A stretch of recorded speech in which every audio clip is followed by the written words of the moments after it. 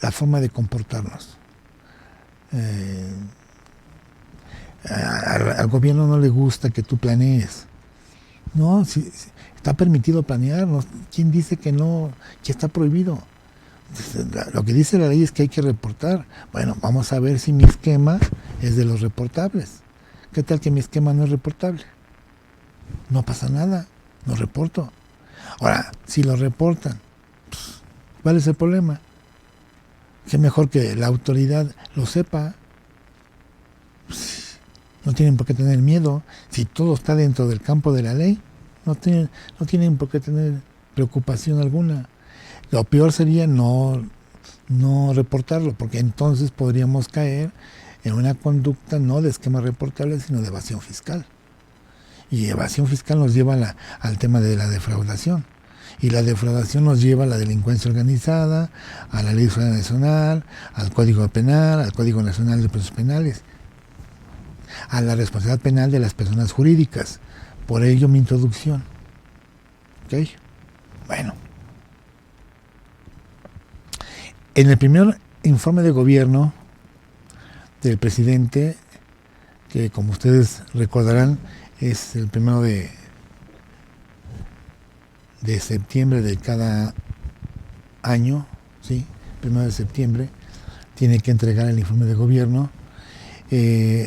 Esta vez habló de dos, bueno, dentro de las tantas cosas que van en el cuadernillo, porque lo entrega directamente al Congreso,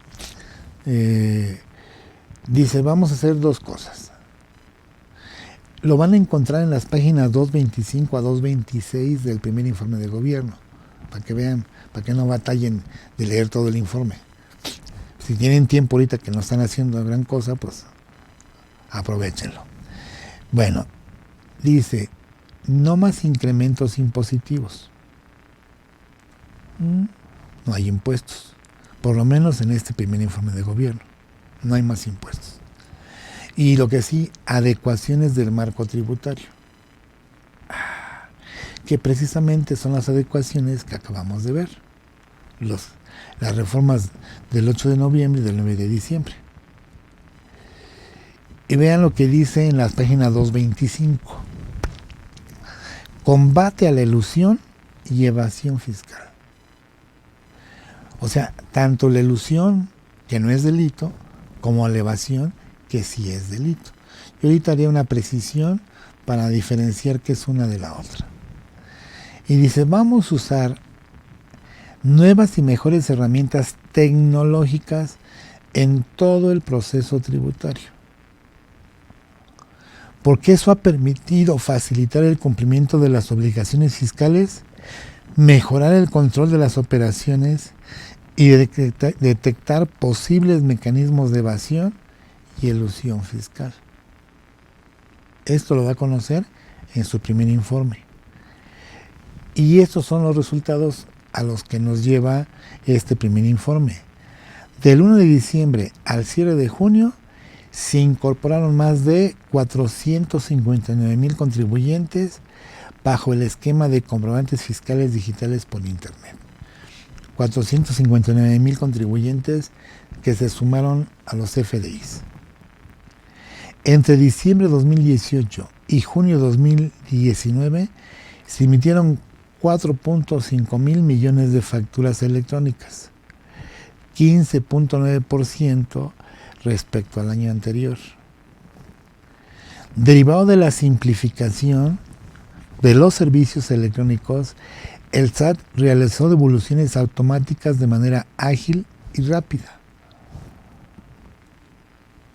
Durante los primeros 6 meses de 2019 se hicieron devoluciones por 270,679 millones de pesos, monto superior en un 26,8% con relación al periodo anterior. De enero a junio se autorizaron 3.4 millones de devoluciones automáticas a personas físicas. Respecto al mismo periodo de 2018, de las devoluciones de un 35,8% creció un 38%. Y dice, en apoyo al combate a la evasión y elusión fiscal que permita generar mayores recursos, se llevó a cabo lo siguiente. 1. Se eliminó la compensación universal, que había espacios de elevación y defraudación, porque mediante saldos a favor obtenidos de manera ilegítima, se reducía indebidamente el pago de otras contribuciones. El SAT hizo un operativo a nivel nacional donde revisó a 150 empresas que facturaron operaciones simuladas.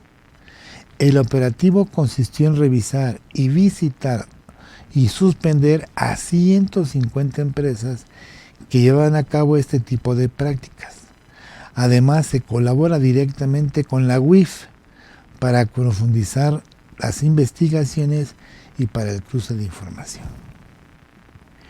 Parte de la estrategia consiste en entregar la información a la Fiscalía General de la República, lo que es la PGR, y a la Procu Fiscal de la Federación, para que se integren los expedientes penales que correspondan.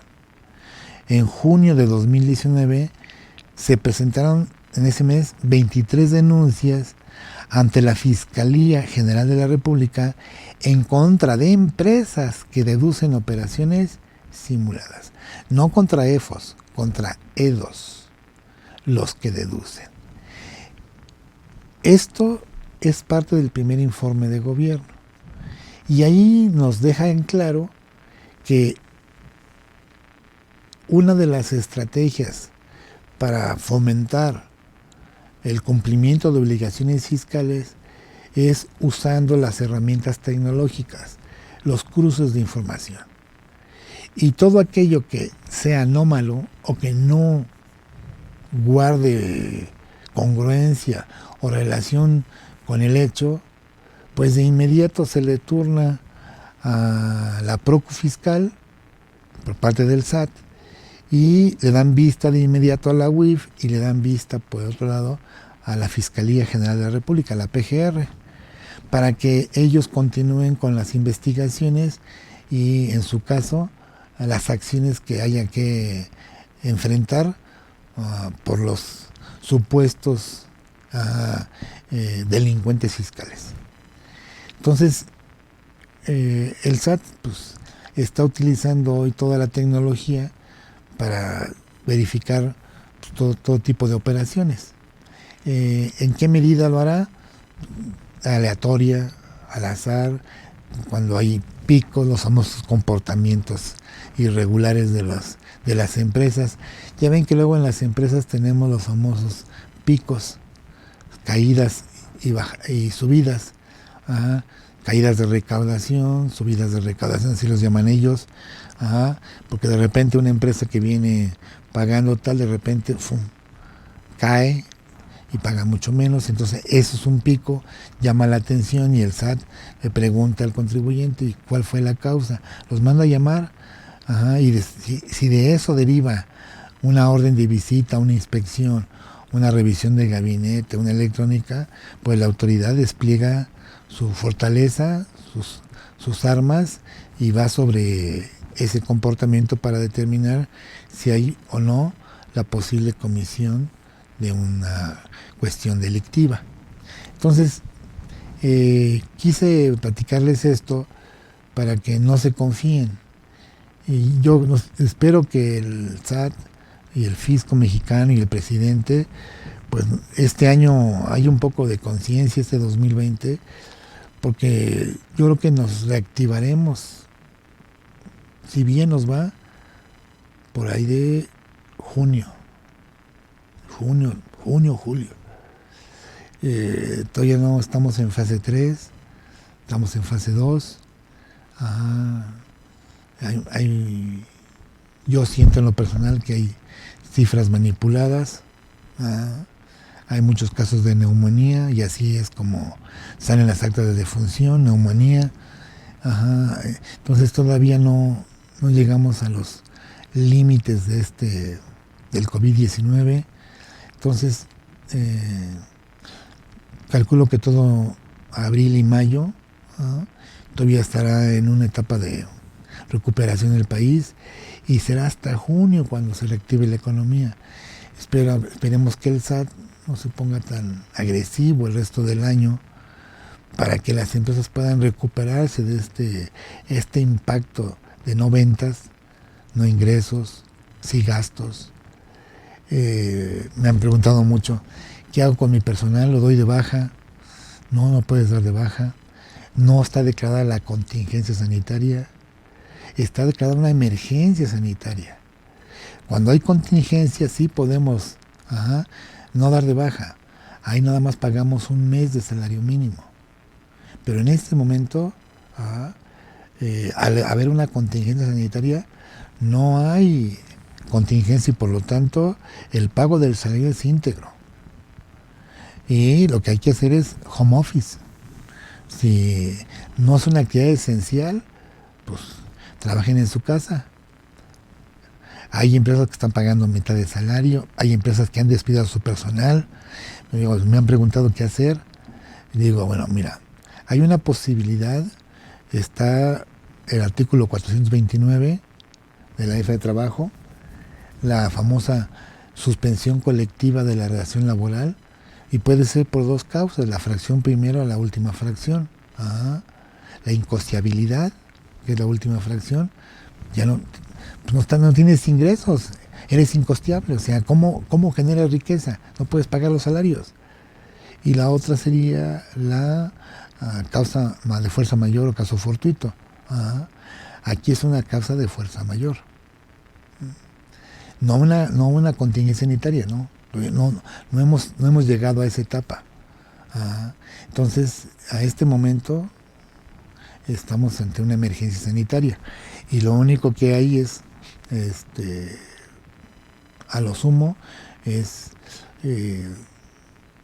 si no son áreas prioritarias, áreas esenciales, pues quédense en casa, estudien, trabajen desde casa, y esperemos que el SAT tenga un poco de piedad a partir del segundo semestre para que esto se reactive más rápidamente y que pues no caigamos por desesperación en alguna cuestión errónea que nos conlleve a una cuestión fiscal y que la cuestión fiscal se traduzca en una cuestión económica, tenga una repercusión en las finanzas empresariales, pero lo más delicado, pues no vayan a incurrir en un delito de los que hemos platicado. O sea, yo sé, es mucha la desesperación, yo conozco muchos empresarios que están,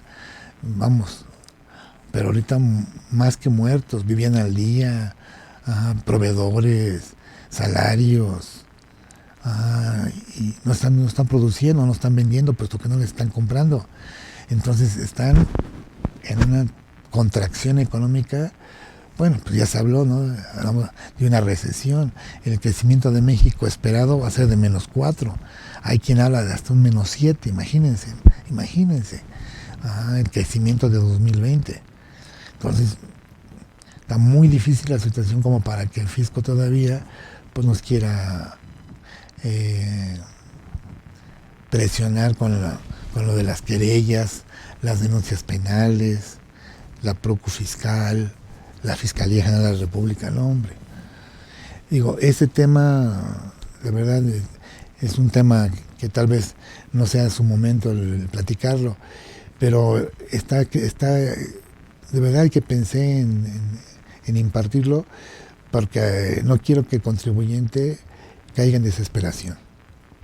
Y si se desespera y utiliza esquemas abusivos, esquemas incorrectos, y su contador no le ayuda o le ayuda indebidamente, y el contador no lo sabe y el contribuyente sí lo sabe, entonces pues tenemos que hacer un frente común de tomar buenas decisiones, tomar soluciones que se apeguen en estricto derecho a las leyes, no desviarse, por favor, no incurrir en conductas que pudieran tener una repercusión.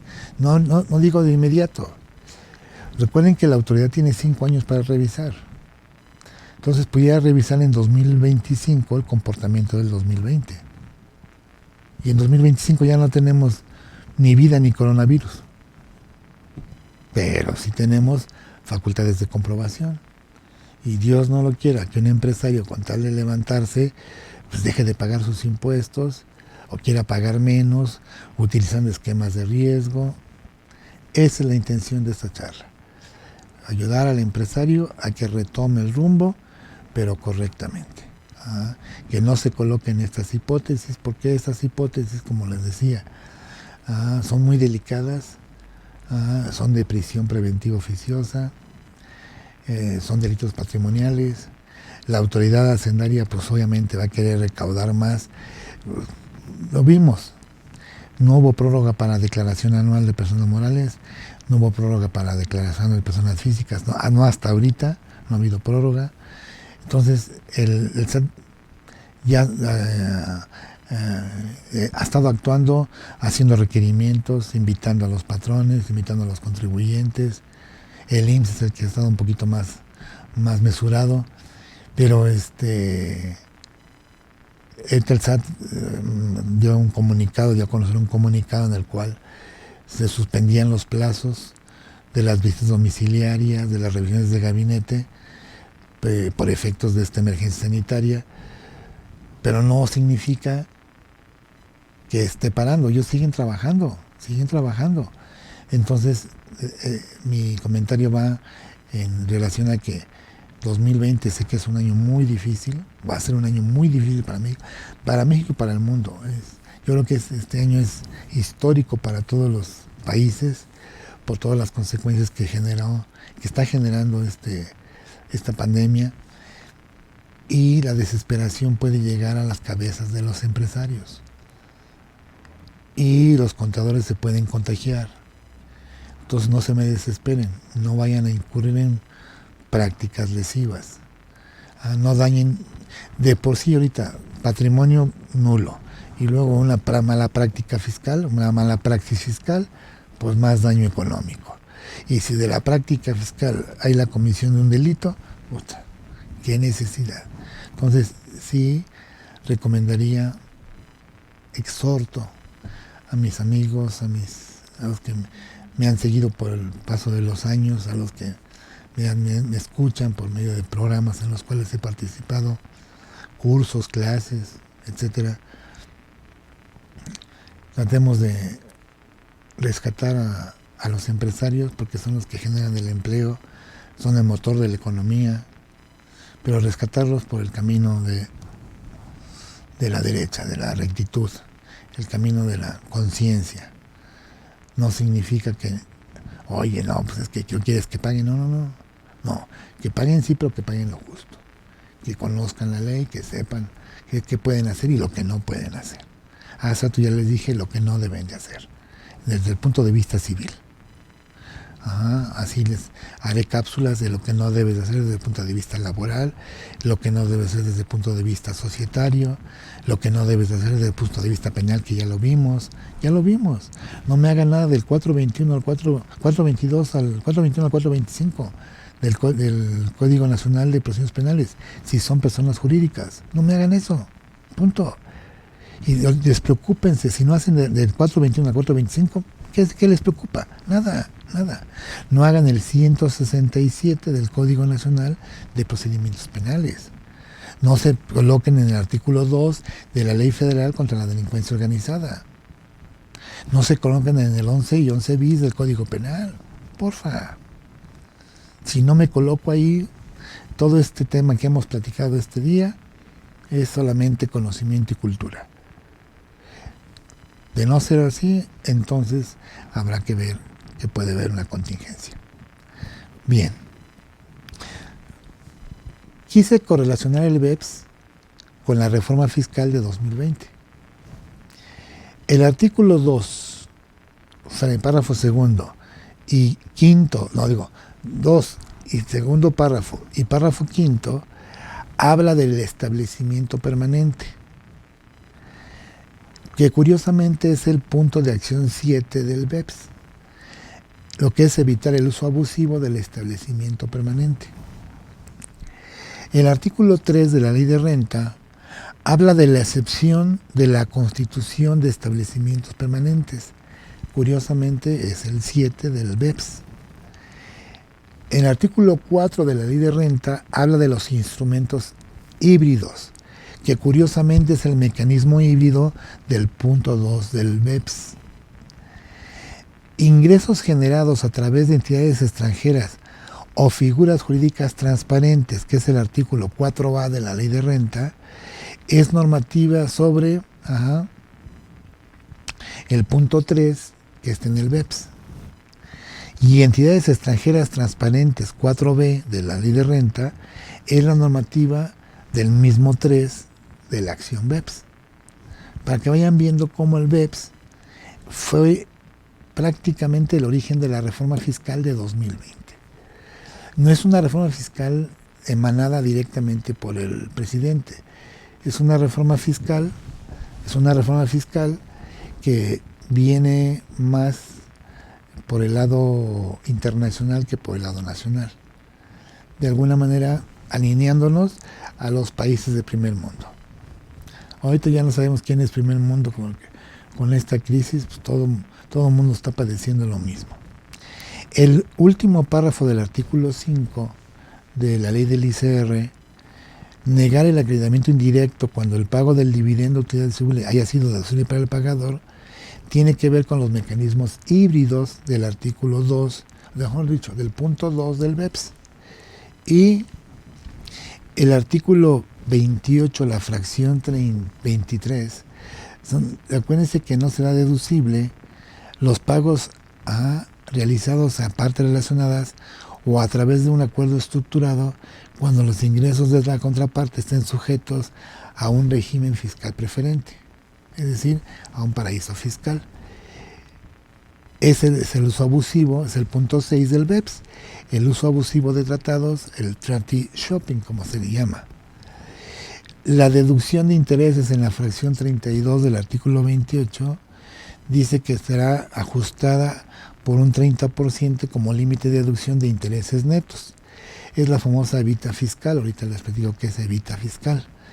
Y la fracción 29 del artículo 28, los pagos que haga un contribuyente que también sean deducibles para un miembro del mismo grupo o para el mismo contribuyente en un país o jurisdicción donde también sea considerado residente fiscal. Eso es punto 5, prácticas fiscales perniciosas. Y el 158, la eliminación de regalías relacionadas con los ingresos generados por la concesión o use temporal de equipo industrial, comercial o científico. Ese es un control local contra la evasión. Punto 3 y punto 7 del BEPS. Si ustedes recordarán, nació la sección tercera del capítulo 2, personas físicas, actividad empresarial y profesional. Esa sección 2 es los ingresos por enajenación de bienes o prestación de servicios a través de Internet mediante plataformas tecnológicas, aplicaciones informáticas y similares. Es el punto 1 del BEPS, economía digital. México está haciendo sus pininos. El 176, la eliminación de ingresos por regalías, es para evitar prácticas fiscales perniciosas. El 177, actualizar la referencia respecto a la tasa aplicable en el caso de personas físicas, es para lo que es prácticas fiscales perniciosas o tributarias perniciosas, del punto 5 del BEPS. Artículo 5A, eso ya está en código. Lo que es razón de negocios, eso tiene que ver con el punto 12 del BEPS. Punto 12 del BEPS. Y el 197 al 202 del Código Fiscal, exigir a los contribuyentes que revelen sus esquemas de planeación, lo que es esquemas reportables. Entonces, como ven, parte de la reforma, si no es que diría toda la reforma, es consecuencia del BEPS, del Plan de Acción BEPS 2017. Ese plan, repito, viene de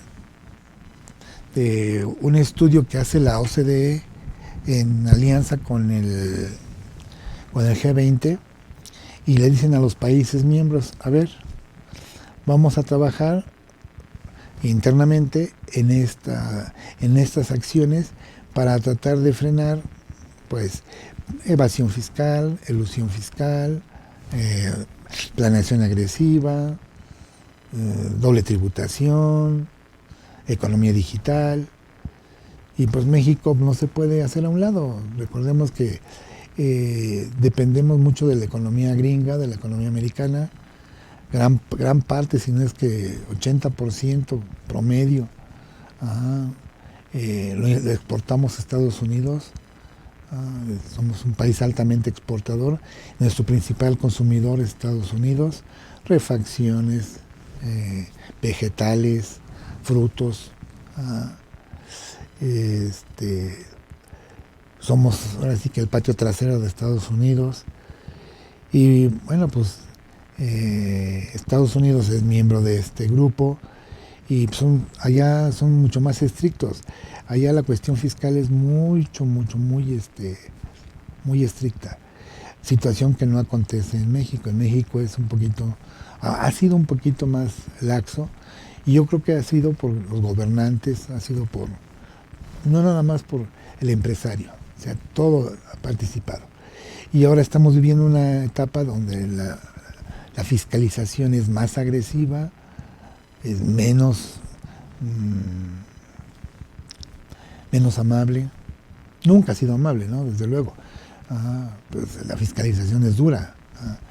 Pero vamos, a lo que voy es a que hay menos piedad. O sea, hay línea de que hay que recaudar, y por lo tanto pues vamos a aprovechar todas las herramientas tecnológicas, vamos a aprovechar los cruces de datos, hay intercambio de información, no tienen idea de cómo se intercambian información, bases de datos de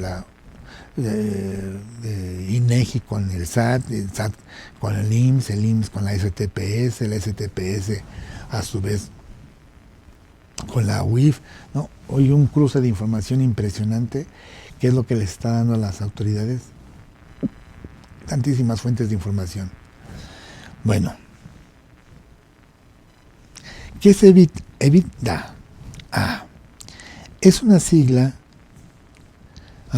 es una abreviatura que se forma con las letras iniciales de Earning Before Interest, Tax, Depreciation and Amortización, es decir, beneficios antes de intereses, impuestos, depreciaciones y amortizaciones. El EBITDA es la ganancia bruta, punto. ¿Okay? Antes de aplicar los gastos financieros, como son los intereses, los impuestos. La utilidad del EBITDA es un análisis que varía de acuerdo a múltiples factores y algunos especialistas la cuestionan de alguna manera. Para muchos economistas el EBITDA es muy importante porque permite realizar comparaciones sin distorsión de los que producen aquellos gastos financieros que en el futuro pueden ser compensados y por lo tanto mejorar el resultado. ¿Cuál es la función del EBITDA? Simple, saber si una empresa gana o pierde, punto. Cuando desarrolla su objeto principal.